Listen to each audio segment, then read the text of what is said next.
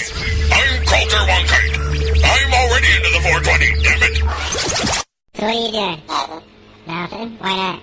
Trying to get on this Lifestyle Radio website. Sounds like a cool website. Yeah, it's alright. Oh, wait, I might have it. You might have it. You're listening to Lifestyle Radio. The opinions expressed during this show are those of the individual participants and do not necessarily reflect the opinions of their associated organizations or Lifestyle Radio. What's the matter with that cat there? Must be full of reefer. Full of reefer? Yeah, man. You mean that cat's high? Sailing. Sailing? Lightly. We now wander off the beaten path with an update from the Reefer Reporter. Are you looking for cannabis? Hello and welcome to the live version. Yes, the live version of the Reefer Reporters here at lifestyleradio.net, featuring news hawks Kim Cooper and myself, Al Graham, as we bring you Canadian and international cannabis news. This week, it's for February the 12th to the 20th of 2018. Well, Kim, how are you today? I'm doing pretty good today, Al. Excited about our brand new live broadcast for the Reefer Reporters. Yes. Sound quality is much better. We got rid of the forest fire in the background and the little glitches that we had. We don't have those sound effects while we're live, so live it is. Live it is. That's right. Exactly. Okay, Kim, we're going to be traveling, across Canada, down the U.S. today in our broadcast. Actually, we'll probably be touching a little bit on some European stuff as well. So let's get things rolling. Sounds great, Al. I think we're starting off right here at home in good old Canada.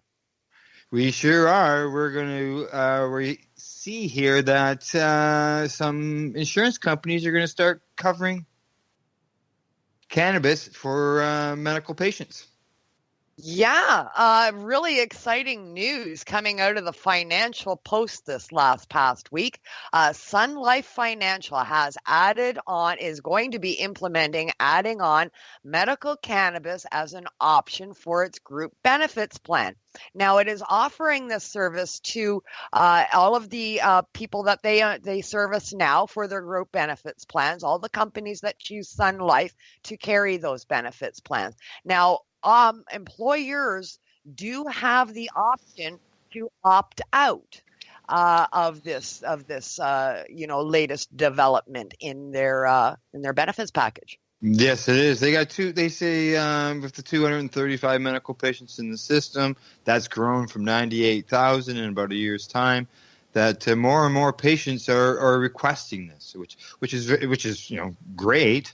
I guess it comes down to what kind of conditions are they going to cover, and it comes down to the amount of money that they're willing to help patients with. Yeah, I mean, excellent move on the part of Sun Life's part.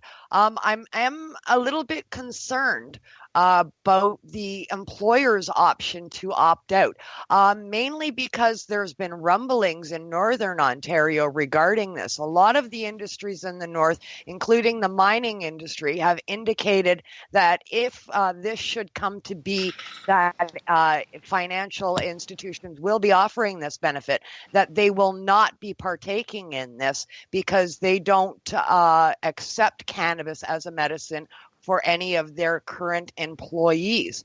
So this is a bit concerning to me as a patient. What if a patient's spouse or relative that is covered by a benefits package where in the place you work has a prescription for cannabis? Well, that doesn't affect the employee or the employee's job. So why shouldn't the spouse's benefits cover this? Very good point. And I see here they're talking about $1,500 to $6,000 per person per year. Yeah. Have they looked at the prices that LPs are charging patients for cannabis medicine? Yeah, that's not going to last them a year, I can tell you that. No, it will not. No, it will not. $6,000 will not cover a one-year prescription. And I see they're getting down to specific conditions as well. They're talking about cancer, arthritis, MS, HIV, and palliative care. But there's a lot of other conditions where patients are using cannabis that won't even be covered by this. Yeah. I mean, it's a wonderful first step forward, but it absolutely still needs work and revision. We're looking at this through still the eyes of prohibition, even though it is a step forward. Putting these kind of stringent reins, rules and regs and conditions and terms on these advancements doesn't really make it an advancement in the long run. Well, it's a start. It's more than what we've had. And they say here that Sun Life's got 22,000 plans out there. Companies that are involved with they're getting coverage from them. So it's a chance it'll reach some people. But yeah, it's a start. It is. It's a start. And I've said this time and time again, no first draft of any document or proposal is good. I mean, they're revised, rewritten, and revisited on a regular basis and changed on often until we get to a place that we want to be. This industry will be the same. Yeah, I completely agree. It's going to take some time. Yes, absolutely. Yes. Good step forward for Sun Life. That story coming to us out of the Financial Post. Yes, it is. Okay, and now we're going to move on to a bit of an update from last week's program. We were talking about the raids in Hamilton. We had some information from a Facebook post by Tracy Lamori, talking about the raids down there, and we see here now that it is in the newspaper. Yeah, article in the Hamilton Spectator letting us know that indeed there was more raids, and I guess they plan on more to come. Yes, it looks that way, and patients are going to end up the ones that are going to be suffering here.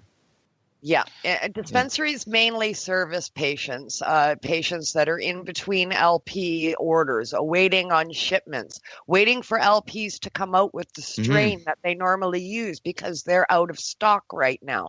That's what these places supply the need for.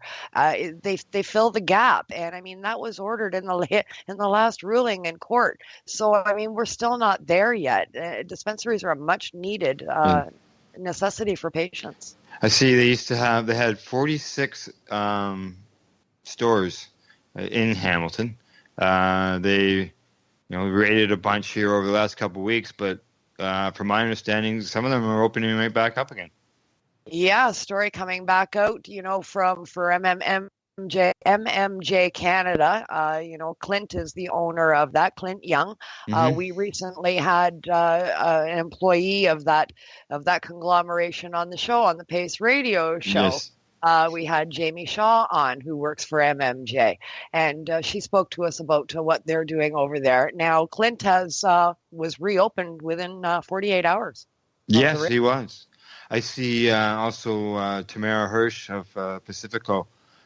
She says that if they think this is going to make a dent in the existing stores in Hamilton, they're wrong. Yeah, and it's true. Yeah, absolutely. Hamilton has got a very large, very vocal, and very tight-knit community out there, cannabis community out there, and it's great to see that they're all coming together and working together for change in that particular region. Yeah. As I mentioned, this is going to be hard on the patients, and some people say, well, why don't they just, go to a licensed producer? Well, does a licensed producer offer things that are a dispensary? Like, you're not going to find edibles, you're not going to find creams, you're not going to find, different products. Tinctures, oils, Rick Simpson oil to treat cancer, CBD topicals for pain. I mean, all of these things are available at a dispensary. None of them are available through a legal producer at this point. With Health Canada's rigid and stringent rules on the amount of THC and CBD that can be contained in their oils, they're not strong enough to do the job for a lot of conditions that people are treating. Yeah, exactly. And, with all these raids, I wonder how they're reacting with the Hamilton Village Dispensary, being that it has a Superior Court ruling that's allowing it to stay open. Yeah, they've kind of gone quiet. It's funny because I think they're kind of in a position where we've got this court ruling, so we're just going to sit here and operate and do our Yeah. thing and let y'all battle it out because we already got our paper. So yeah, they've gone very quiet.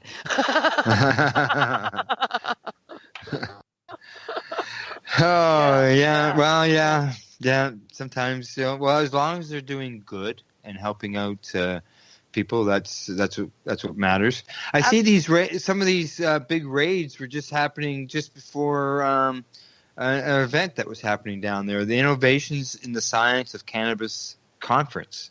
Yeah. I think they tried to shut everybody down and clean up the city a little bit prior to this conference taking place in Hamilton. It didn't really work so well because it was just to wind up being the same as what Project Claudia was in Toronto, and a big waste of taxpayers' money because the shops were opened up again within 48 hours. So it didn't put a dent in the situation. No. They held that conference. And part of the conference was about, medical cannabis and more research needed and ending the stigma around it. If there wasn't all that stigma around there and there was some research, there wouldn't be any of these reasons for any of these raids. Right. And yet they continue to raid pre-conference and it's all in the headlines for the conference. Yeah, exactly. The mentality of Ontario's police force. Yeah. There you go. Okay, let's move on. We've gone from Hamilton. Let's head up to Ottawa. Yeah, out to Ottawa, and we're going to talk about what everybody's talking about these days, the Senate. The Senate is in all the major news headlines as of late, discussing the legalization date that is actually going to take place. Yes, we've got a better idea now. They're hoping to have a vote up there before, I believe it's the end of April. Now they're looking at they have an agreement with the conservative side of the Senate to hold a vote on June the 7th.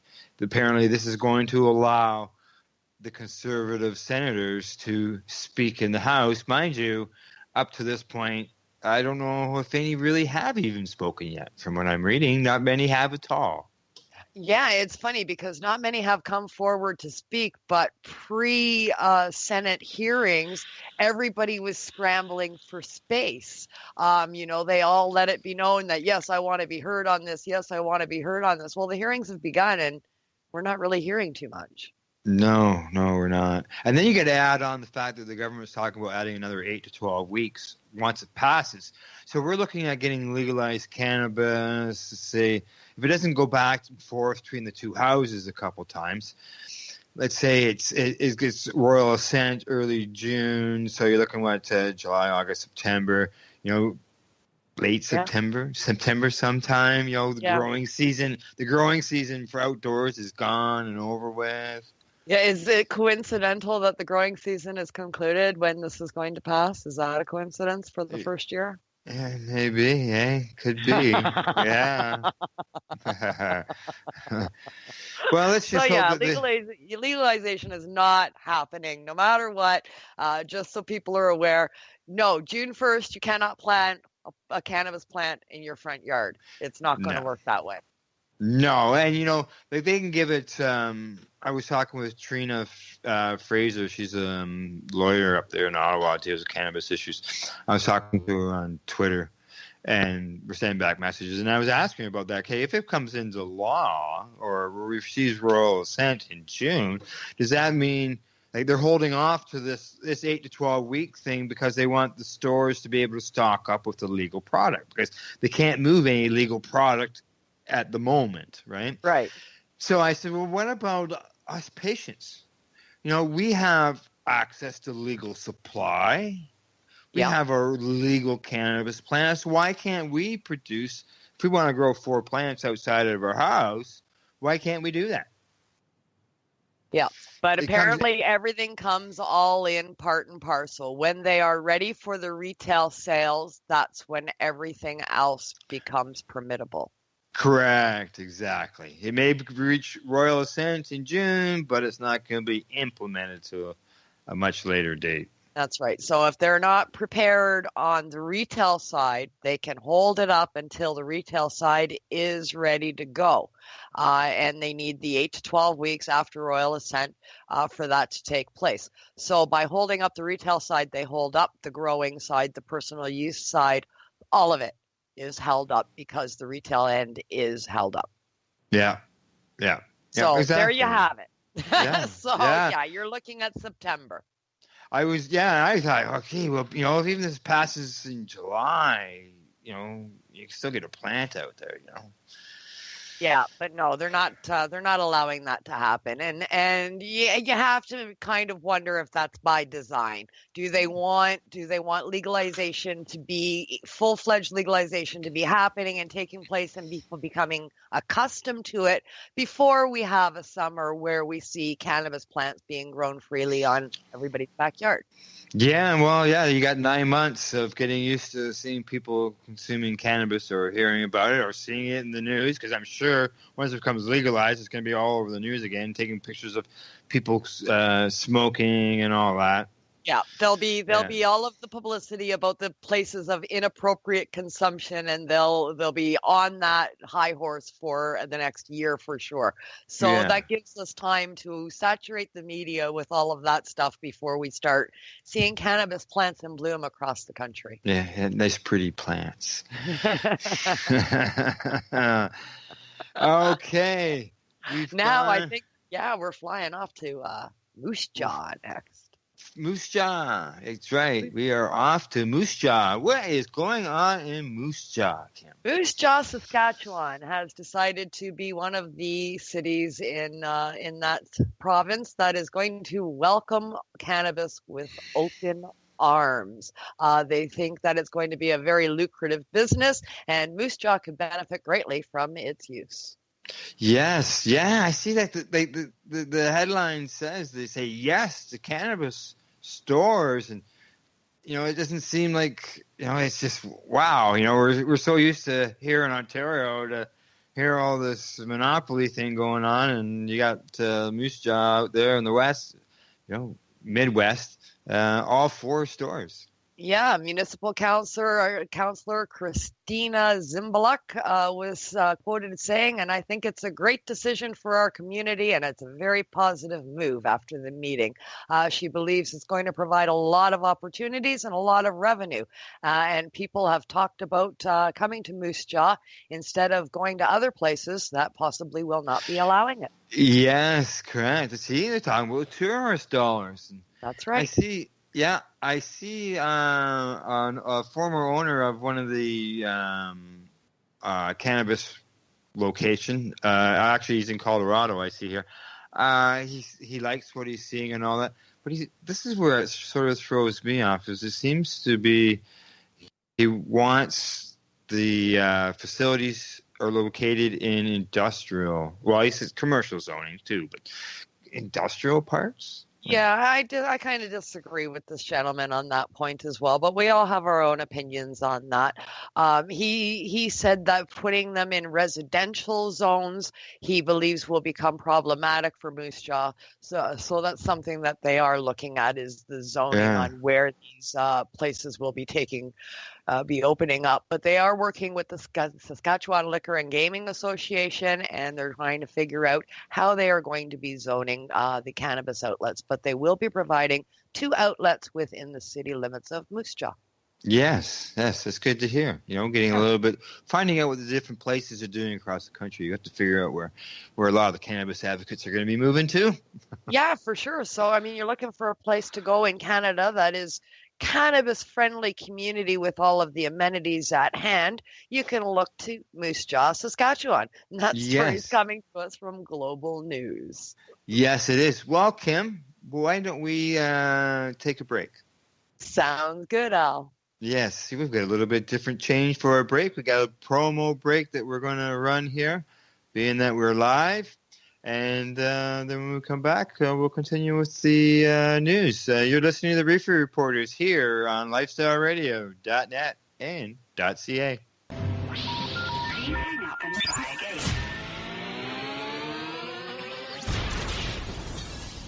You're listening to Lifestyle Radio. Are you looking for cannabis news, education, and people's opinions? Are you looking to learn what Canadian and international cannabis advocates are doing, not only now, but what got them to this point in their lives, and what does the future hold for them? Do you want to learn how patients are using cannabis as their daily medication, or learn how their cannabis use helps them with their medical condition? If you answered yes to any of these questions, then I'm going to suggest to you to tune in to Lifestyle Radio. Catch their live weekly shows and have your questions and concerns answered and find the experience you're looking for. Monday, catch your weekly news broadcast with the Reefer Reporters. Then on Wednesday, get several hours worth of cannabis public education. We get things started with cannabis and coffee with Tamarawana. Then tune in and catch Pottawa with Russell Barth, who calls himself the world's angriest pothead. Finish up your evening with the award-winning Pace Radio Show with Al Graham and joint host Kim Cooper and Alicia Yashishin. No week would be complete without tuning into Friday night's program, the 420 Radio Show featuring Al Rapp and the 420 Radio crew, Mary Jane Baker and Marcel Gignac. Cannabis is a lifestyle, and you can catch all your cannabis lifestyle information right here at lifestyleradio.net or at our sister site, 420radio.ca. Where the potheads stash the greatest hash with buds they do grind. They roll 'em fat like baseball bats, 420 all the time. They grow like trees with bumblebees. They smoke 'em with a burning flame. So crystal white, it's dynamite. The BC Mary Jane. Oh, the good old BC smoke is the best smoke you can choke. And the best smoke you can choke is the good old BC smoke. Oh, the good old BC smoke. Man, have you been to Canadays yet? Canadays, Campbellford's premier cannabis culture shop at 19 Bridge Street West. They've got bongs, oil rigs, grinders, and papers. Everything you need for consumption. They've got seeds, soil, nutrients, and dome trays too. Everything you need for cultivation. Get top quality seeds from top suppliers like Canuck and wholesaler Nexus. Canadays. They've got all kinds of awesome cannabis novelties, clothing, and apparel. I know, right? It's a lot more than just a bong shop. Interested in gaining legal access? Canadays can help. They're a PACE information center. You know, people advocating cannabis education. Come by the shop and check it out. 19 Bridge Street West, Campbellford. Canadays. Have your say without saying a word. Canadays.ca. Hi, this is Al Graham of the Pace Radio Show. Are you keeping pace, as in keeping people advocating cannabis education? If you're not, and you're a cannabis consumer, then why not? Others are working hard every day to help educate people about cannabis so you can enjoy your daily 420. Get involved and speak out. Be loud and proud so that you can keep pace. Tune into the Pace Radio Show every Wednesday at 8 p.m. Eastern Standard Time to hear about people advocating cannabis education here on lifestyleradio.ca. Canada, the time to act is now. These days, your customers are seeking variety. Increase your earning potential by expanding your inventory with CC Nexus, Canada's largest cannabis seed wholesaler. CC Nexus stocks over 60 reputable breeders, including Canuck seeds, with a wealth of autoflower, regular, feminized, and CBD strains. All first-time customers will receive a free pack of Canuck seeds, plus a mug, t-shirt, and additional promotional materials. Add strains and increase your profit with CC Nexus, your Canadian-owned and operated wholesaler of cannabis seeds. Discreet, worldwide stealth shipping from Canada, supporting you locally. Call today, 1-844-843-7995, 1-844-843-7995, or visit us at ccnexus.global. Third period, last joint in the bag. Oh, take me where the potheads go, and the weed, it smells like skunk. And have a treat, made to eat, a butter made from bunk. Oh, spark a bowl and torch the knives, take that doobie down.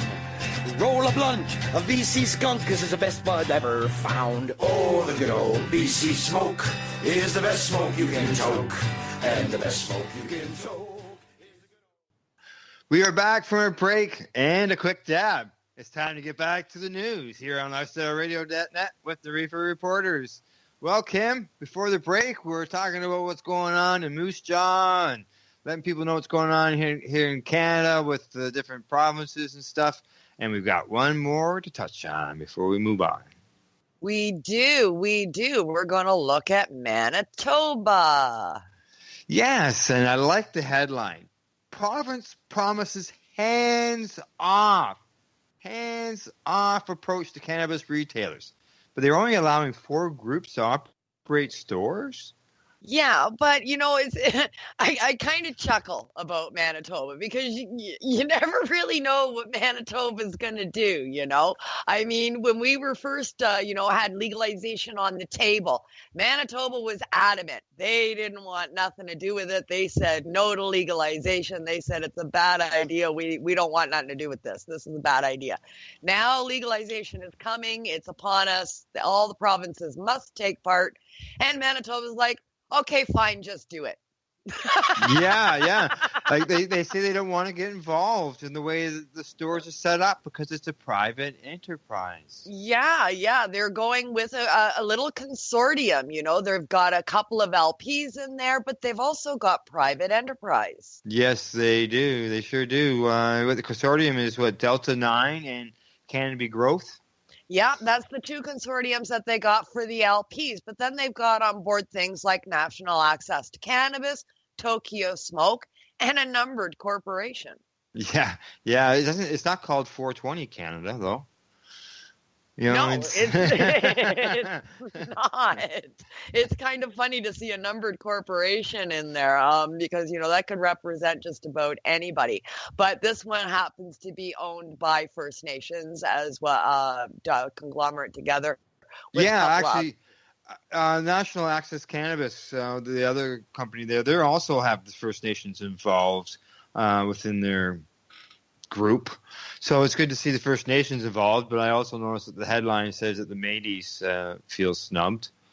Yeah, they feel snubbed, but I mean, I don't see how when 2 of the main players that will be doing the distribution game are primarily made up of Native people investors.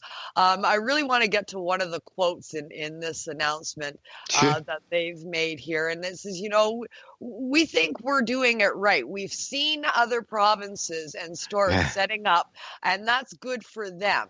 But we believe that this is a better model. Right. And I couldn't agree more.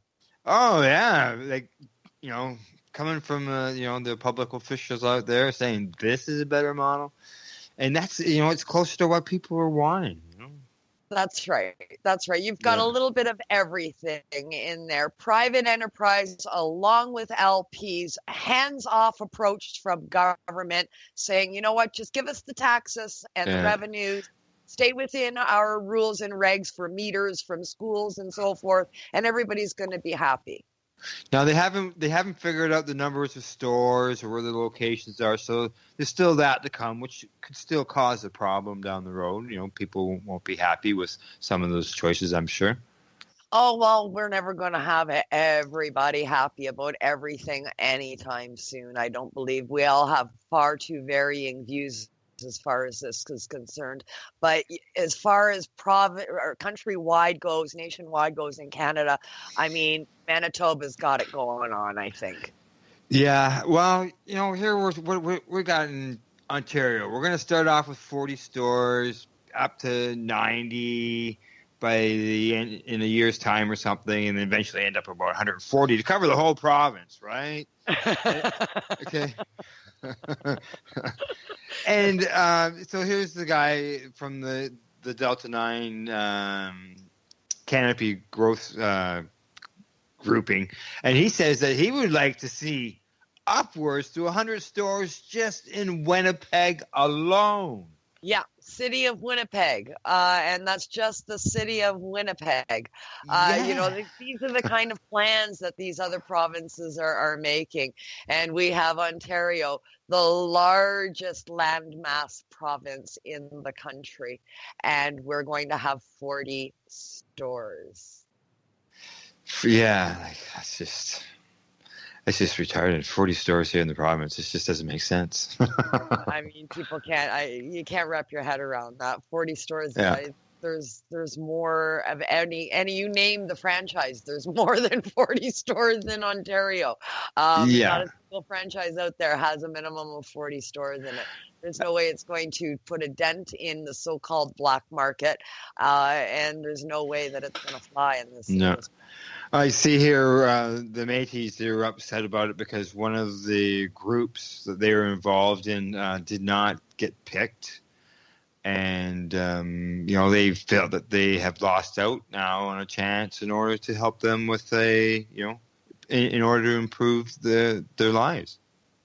Yeah, I feel bad for the Métis operations, but I can't. I'm not privy to the inside information. Okay. I don't live there, so I don't know all the specifics of this. But given the fact that there are other First Nations that are involved, I don't see it being a snub against the Native community at this point. No, either do I. And I look at it as we said earlier, everything like this is a start. Yeah, this that's isn't right. finished. I mean, it'll this expand. It'll expand, and perhaps during the expansion, the Métis community can put their bid in again, and then at that point become successful, hopefully, But this is a start, and it will expand. And we haven't even opened up the first store yet, so give it time.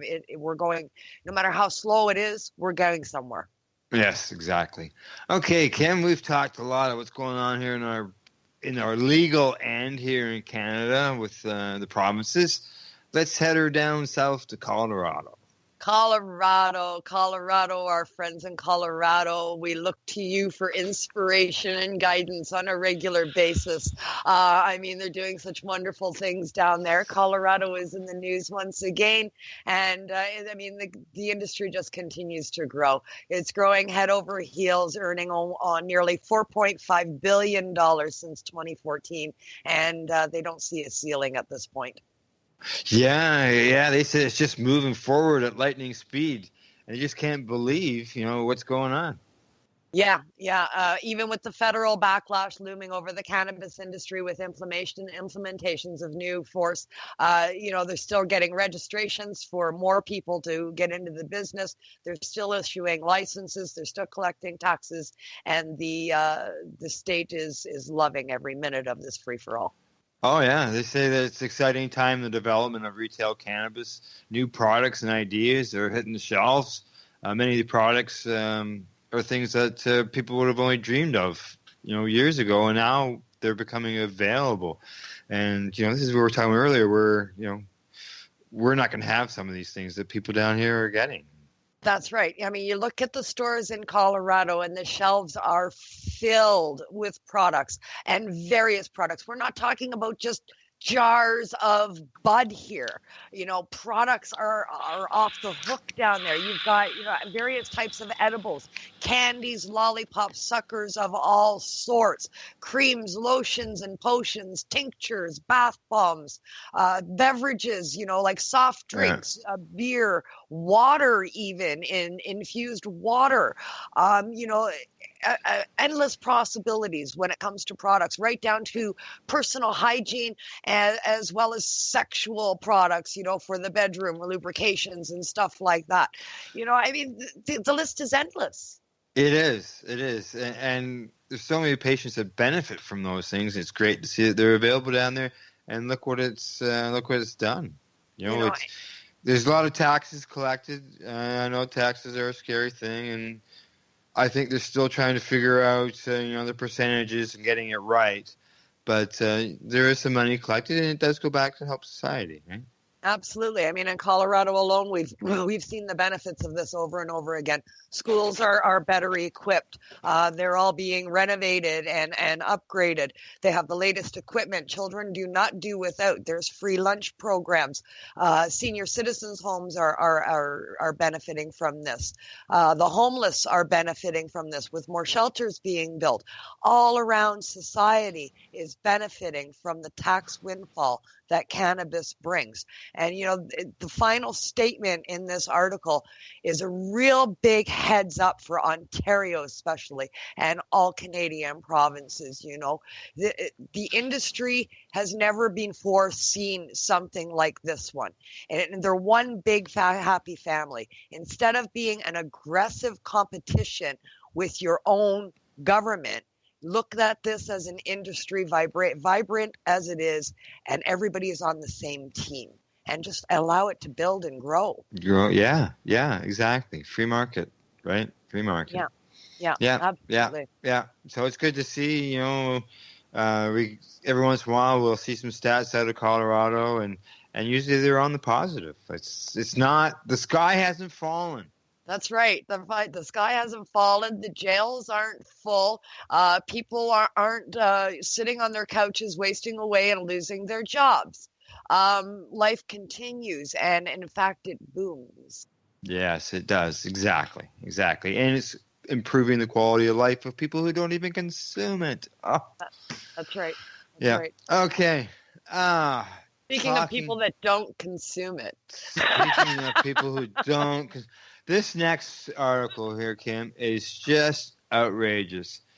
I can't believe, I every once in a while I see people out there say, how come reporters don't question what they're being told by people in authority positions? And this is a perfect example of that. Yeah. We have... the York Regional Police going into the Catholic students to talk about cannabis. And these police officers are, in quotations, experts. Yeah, they're trained experts. Yeah. Yes. Yes, they are trained experts. Now, apparently, according to the one officer there, he says studies have shown that half a joint is equivalent to 7 alcoholic beverages. You won't be able to walk a straight line. You won't be able to touch your finger to your nose. I'm touching the fingers to my nose, and I just did a dab. I don't know where they get these people from. Some of the stuff that this officer is reiterating to these young, impressionable minds, I mean, it's just laughable. And the thing that kills me is he's speaking to high school students. Guaranteed 98% of them or more already have experienced cannabis. Okay, so they know everything this guy is saying is nothing but bunk. Oh, so how can anything be taken seriously that they hear from our police officers? How can you expect us to take our cops seriously when you've got them preaching garbage? Let's. It doesn't stop there with this half a joint when it comes to the garbage. One of the questions was, what do you think pros of legalizing cannabis outweigh the cons? Do you think this? And so this officer who spoke about the half a joint, he says he can give his personal opinion of this, and that young people are being pressured into using cannabis, and they're finding that these young people, that their testosterone levels are dropping. And Kim? Yes. It says here that we're finding that 60% of 14-year-olds are developing boobies.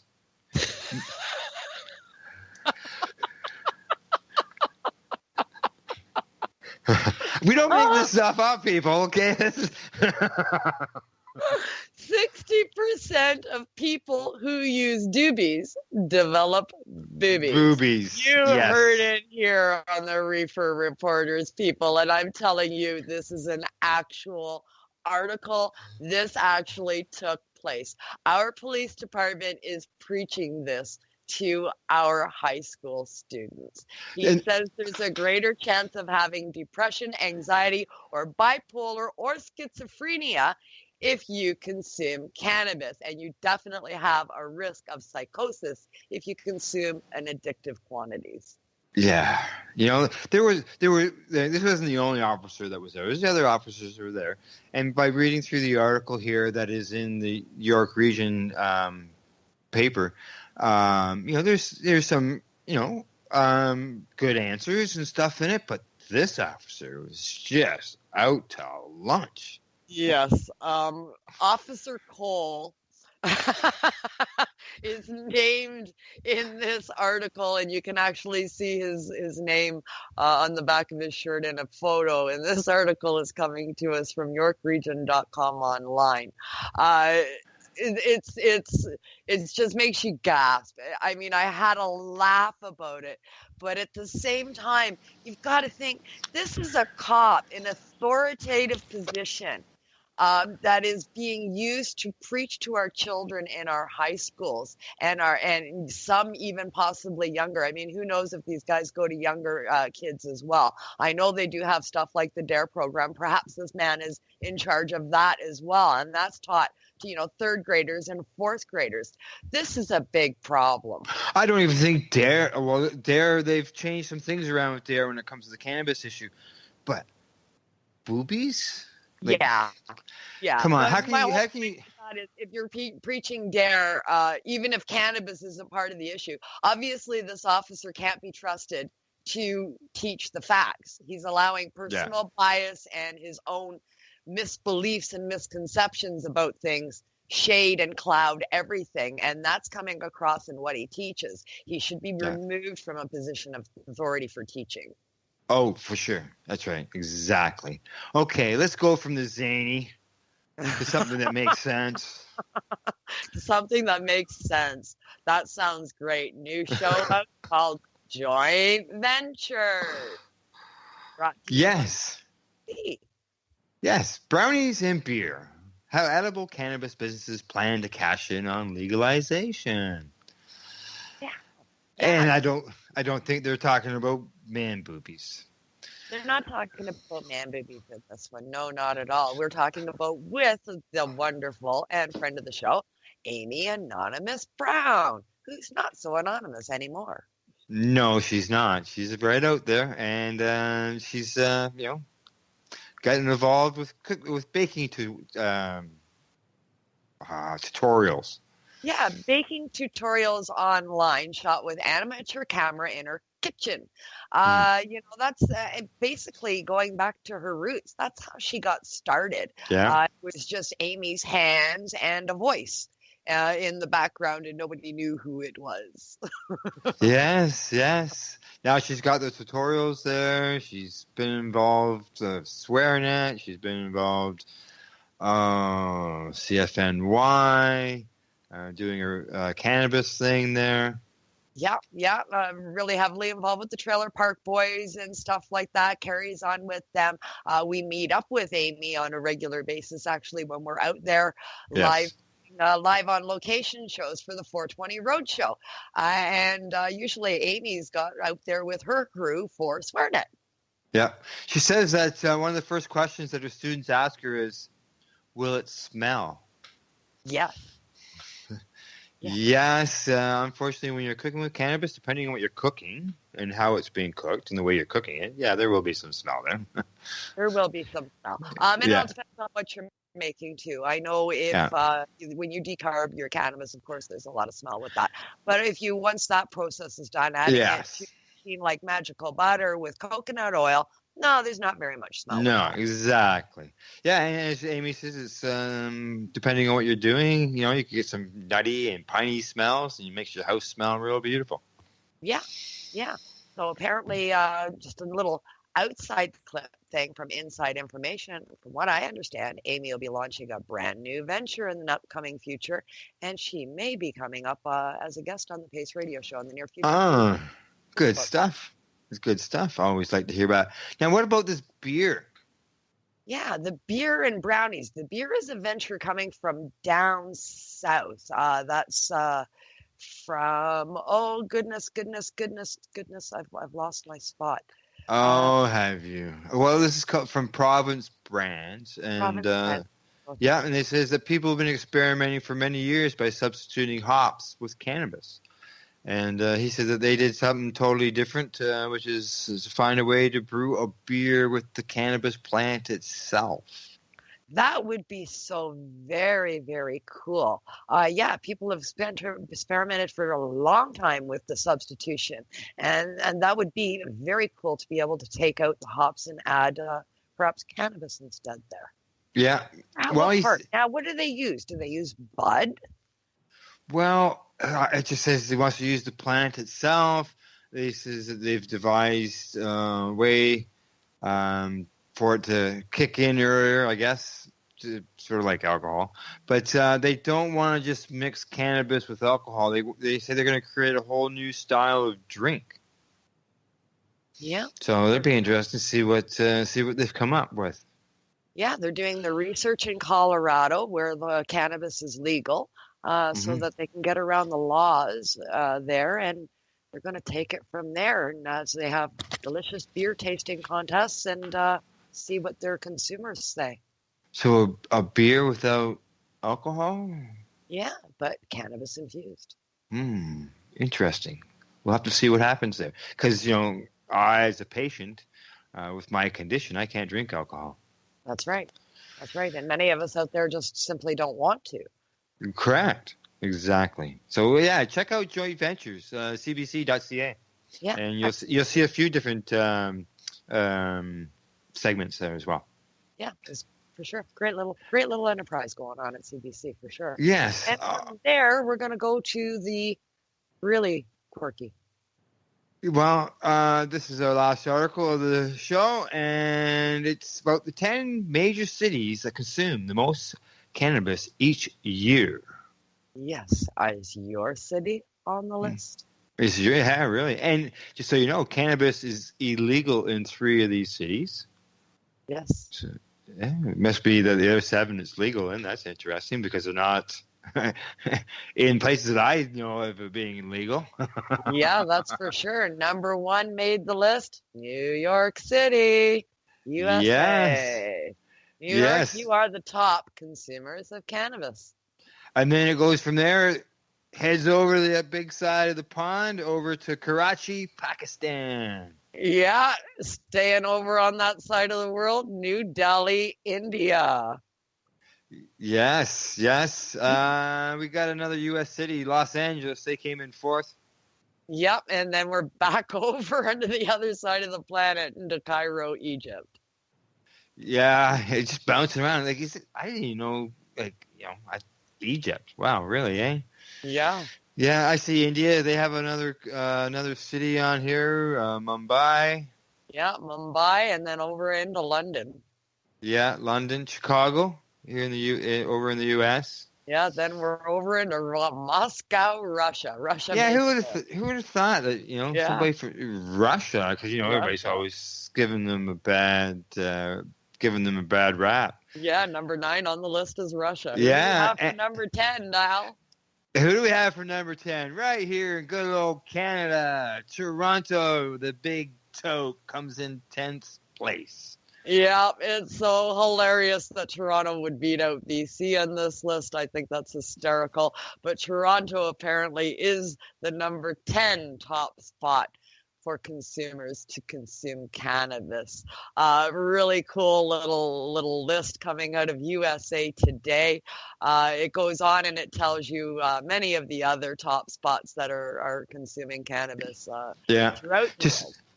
Just so you know, 22.75 metric tons of cannabis are consumed in Toronto every year. That's a lot of pot, people. It is. And you know what? New York City is almost, not quite, but almost 4 times that. Yeah, 77.4. I mean, that's a lot of pot, New York. Yeah, it's just, wow. And this is just didn't start overnight or anything. So you got to think all these years when it was illegal in like even like just think of New York. You know, it hasn't been legal there because they were sort of in. I'm not quite sure where it's sitting at there. It's legal only for med only. Yeah, there, right. Yeah, 77 tons metric ton. 77 metric tons. That's a pretty big number. Yeah. It sure is. Okay, Ken. Well, that was our last story of the week. It is. It was quite a busy week. It was hard to choose. There were several others that I wanted to touch on, but we just don't have time in 1 week. So much going on, but I'm sure there'll be recalls about them next week. Oh, I'm sure there will. I'm sure there will be. That's for sure. Okay, everybody, that's our Reefer Report for February the 12th to the 20th of 2018. And in closing, we'd like to say thank you for listening to our Cannabis News Report. And if you enjoyed it, please share it with your friends. And don't forget, you can usually catch us Mondays. Today's Tuesday. It might happen the odd time. And it usually happens around 4:20, but we might be a couple minutes late. All right. Okay, we'll see you Monday. And don't forget, Catch the Pace Radio Show Wednesday night. Yep. 8 o'clock. And tomorrow's on Wednesday, and I'm not quite sure, but I think the debut for Russell Barth is on Wednesday as well. Welcome to the station, Russell. Yes. Welcome to Lifestyle Radio. Good stuff. All right. See you all next week. Bye-bye. So what are you doing? Nothing. Nothing? Why not? Trying to get on this Lifestyle Radio website. Sounds like a cool website. Yeah, it's alright. Oh, wait, I might have it. You might have it. You're listening to Lifestyle Radio. The opinions expressed during this show are those of the individual participants and do not necessarily reflect the opinions of their associated organizations or Lifestyle Radio.